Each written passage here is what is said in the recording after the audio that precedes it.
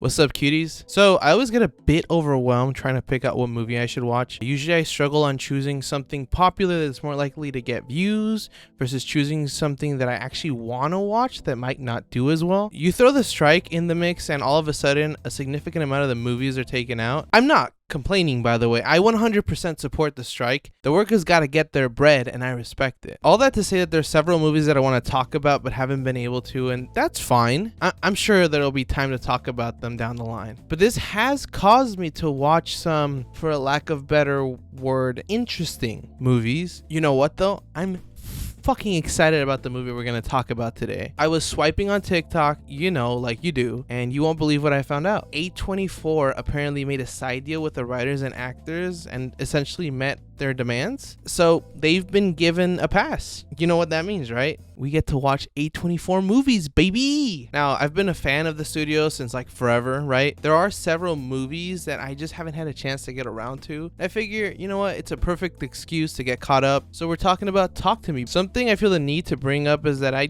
don't watch trailers. This is especially true if I actually want to watch the movie. It kind of kills the experience for me, you know? What do they say? Things are more interesting the less you know about them. Also, trailers show too much. Anyway, all that to say that I had absolutely no idea what this movie was all about. I just knew that it was pretty good according to everyone that had told me that they watched it. Obligatory warning, but if you don't want me to spoil this for you, this is your last chance to go watch it before I ruin it for you. It's still on the newer end, so you're gonna have to cough up about $6 to rent it. So the movie starts and we have this guy, Cole, walking into this party looking for his little brother, Duckett. And one thing that became immediately obvious to me is that these people are Australian, and I'm not gonna lie, this made me alarmed because they always sound funny with their accent. It's like that one comedian, what's his name, the guy who makes jokes about looking like he has Down syndrome, Shane Gillis. You can't be a goth from Australia. You sound funny. You know what I mean? That guy can't go around like, all day I think about death. It's like, shut up, dude. Anyway, this worry immediately went away. So Cole breaks down the door and finds his shirtless brother Duckett going on about some nonsense of someone being in the room with them. He walks him out and loses his shit when everyone starts recording, and then Duckett stabs him. Everyone freaks out and dips, and Bucket stabs his own face. What a scene. We get introduced to our chronically depressed protagonist, Mia. Her mom died. I guess it's valid. She's depressed. Granted, it has been at least a year since they are at her remembrance ceremony. I guess we all move at our own pace, right? She gets a call to pick up this bozo of a kid called Riley. His sister didn't pick him up, so he needed a ride. Riley waits for Mia with his seemingly best friend, which is this tool of a kid. Mia finally pulls up and she rides with Riley. The two vibe on the way back. Clearly the two are really good friends despite the age gap. They stumble upon a dying deer on the road and Riley tells Mia that she should put it out of its misery, and she agrees. Here I am thinking that she's like gonna snap its neck or something, but nope. Tell me why she was really just about to run its head over. I'm not an expert on painless ways of killing, but somehow I feel like this would not be painless. Anyway, she chickens out and drives off. Someone else will do it, she says. What a loser. We drop off Riley at his house and meet Jade, Riley's sister. You know, the one who didn't want to pick Riley up. It seems she got distracted because she was texting her boyfriend Daniel. Uh-oh, naughty naughty. Also, I guess Mia and Daniel dated at some point, so there's bound to be a plot point where Jane gets jealous of the two. I hope they don't use this to keep her mad at Daniel the whole movie for some reason. We also meet their mom, and you must be asking yourself, why does she look so familiar? Of course, I couldn't ignore my ADHD tendencies, and I had to immediately look her up on IMDb. If you do recognize her, you probably remember her from The Chilling Adventures of Sabrina. She plays Aunt Zelda, although I had no idea she was Australian. Good for her. So Jade wants to go to this party thing to see Daniel. She lies to her mom about not sneaking out and then immediately sneaks out. Mia tags along and Riley does as well after threatening to snitch if they don't let him join. Young siblings. Gotta love them. So they pull up to the function and there's a solid amount of people, but the only relevant ones are Daniel, Haley, and the oos Joss. Haley gets mad at Jade for inviting Mia and calls attention to her flirting with Daniel. Called it. So the big thing at this party is that multiple times the characters have been seeing videos of people that are seemingly possessed or look to be possessed. So Mia, Jade, and Riley are there to see if it's real. Haley and the oos need a volunteer to show off the ritual, and Mia signs up to go first. Okay, so the ritual is easy. You get tied up first, and this helps protect you. Then a candle is lit up. This is basically opening the door for spirits. You hold hands with the hand thing, and then you say, "Talk to me," which allows you to see the spirit that you contacted this time around. Then you say, "I let you in," which, no surprise, lets the spirit in. Ideally, you don't want to leave the spirit inside of you for more than 90 seconds, since the longer they're inside, the harder it is to get them out. Lastly, you want to blow out the candle and close the door on the spirit. Anyway, Mia grabs the hand thing and lets the spirit in. Not without fucking up, may I add, because she did get scared on her first try and let go of the hand, which, in her defense, I feel like any normal person would react this way when confronted with the dead. The spirit enters her.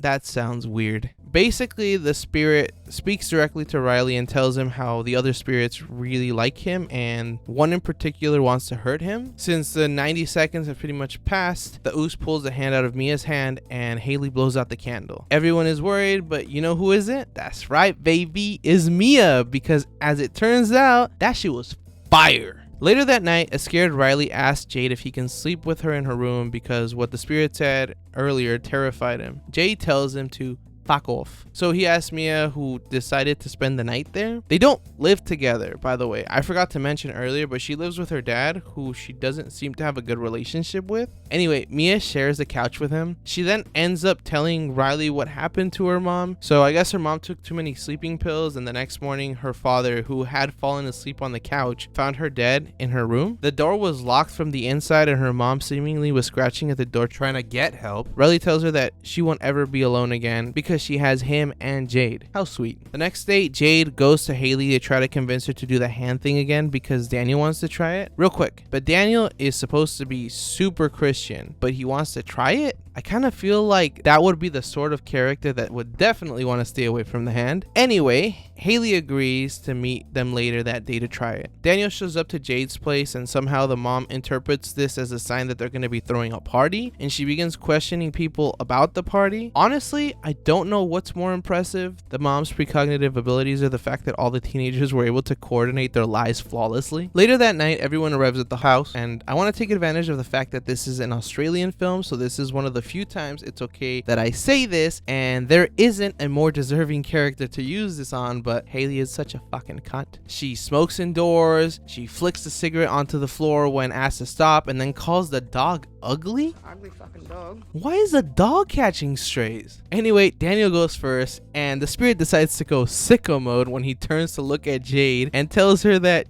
he hates it when you touch him. Which leads Haley to say, This spirit's a cunt. and all I have to say is two things. First of all, yes, but secondly, I guess it takes one to know one, huh? The spirit makes Daniel touch himself, he tips over and then proceeds to hump the ground and ultimately makes out with the dog? Dude, this poor dog. The Oos records it, and when they pull the hand from Daniel, he freaks out and demands to delete the video before rushing out. Mia volunteers to go again, and we transition into a montage of all the teens taking turns on the hand. They're literally microdosing on ghosts. They even convinced Daniel to go again. I swear that this stuff has gotta be hitting harder than black tar heroin because they are hooked. The vibe is ultimately killed when Riley asks to go next and Jade doesn't let him, so he tells her that he hates her. She runs off and Riley takes advantage of this to guilt trip Mia into letting him go. Riley sits down and the ghost that takes over is none other than Mia's mom. Mom tells Mia that she doesn't want her to hate her and that she misses her. Then this other ghost takes over and